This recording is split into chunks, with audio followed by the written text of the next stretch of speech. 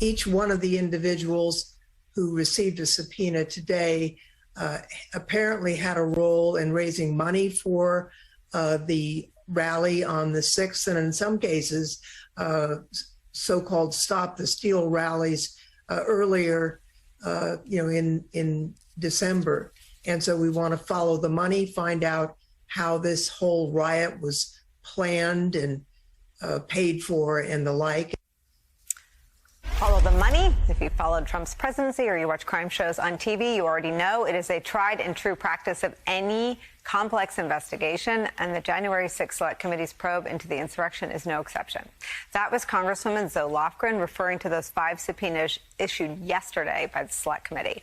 Those subpoenas targeted key players in the organizing and financing of the rallies that ultimately led to the attack on the Capitol, including high-profile folks like Roger Stone and Alex Jones.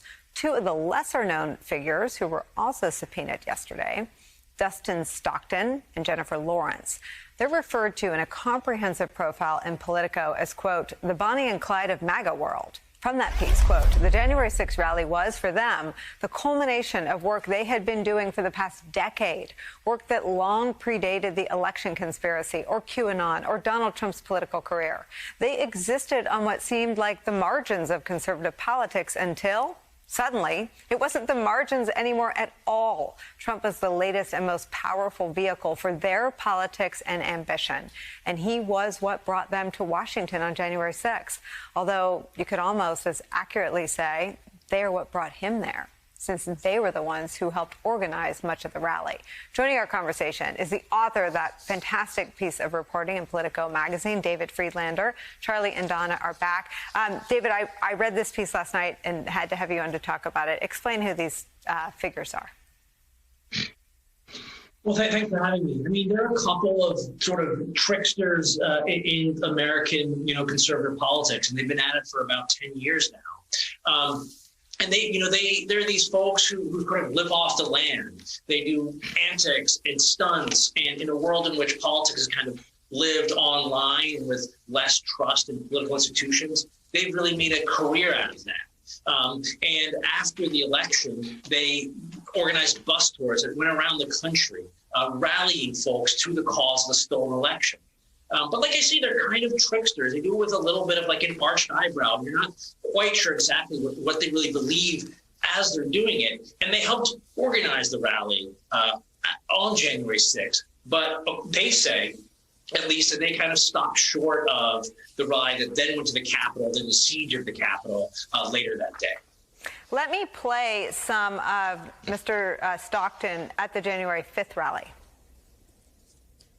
Obviously, we know what's going to happen at the Capitol, and that we need these legislators to do the right thing.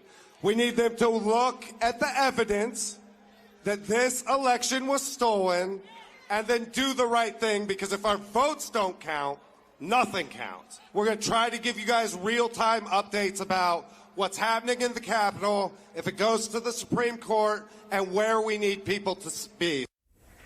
So what I want to understand, David, is this from the subpoena yesterday. This is in Mr. Stockton's letter.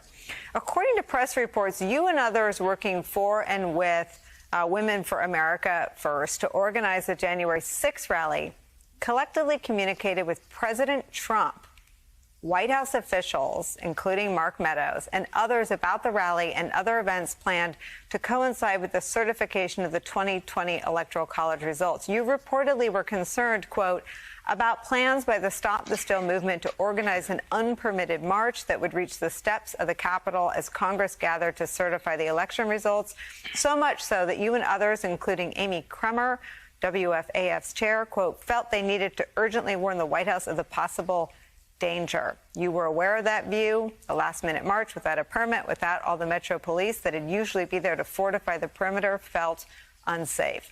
Tell me what should we read into that, what the Select Committee seems to understand about their efforts to communicate, and the letter indicates directly with Trump and Mark Meadows.